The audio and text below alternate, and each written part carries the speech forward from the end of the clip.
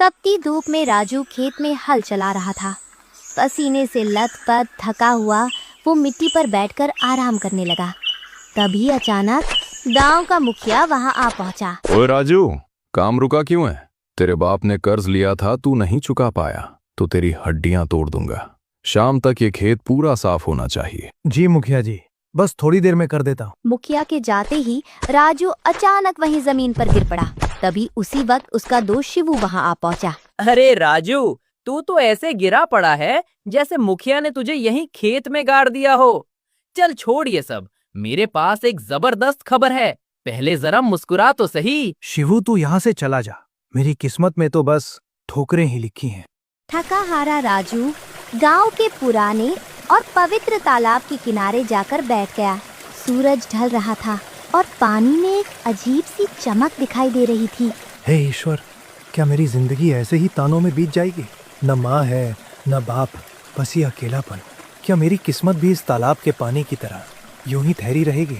तभी तालाब के बीचों बीच पानी में एक बड़ा सा घेरा बनने लगा। पानी के अंदर से तेज रोशनी निकलने लगी। ये देखकर राजू डरकर धीरे से पीछे हट गया। ये क्या हो रहा है? तालाब में अचानक ये हलचल कैसी? धीरे धीरे तालाब के पानी से एक बेहद सुंदर लड़की उभरने लगी। उसके कपड़े इस धरती के नहीं लग रहे थे, वे अजीब सी दिव्य चमक से चमक रहे थे। तो ये है धरती लोक, कितना अलग है ये मेरे स्वर्ग लोक से। राजू की आंखें हैरानी से पटी की पटी रह गई। तुम कौन हो? क्या तुम कोई जलपरी हो या फिर कोई भूत? डरो मत, मैं सीता हूँ। मैं स्वर्गलोक से आई हूँ, लेकिन अब वहाँ रहना मेरे लिए सुरक्षित नहीं था। स्वर्गलोक? लेकिन वो तो ऊपर होता है। तुम इस तालाब से कैसे आई? ये तालाब सिर्फ पानी का कुंड नहीं है, ये हमारी दुनिया और तुम्हारी दुनिया के बीच का एक दरवाजा है। स्वर्गलोक? ये कैसा मजाक है? ऐसी बातें तो सिर्फ कहानियों में होती हैं।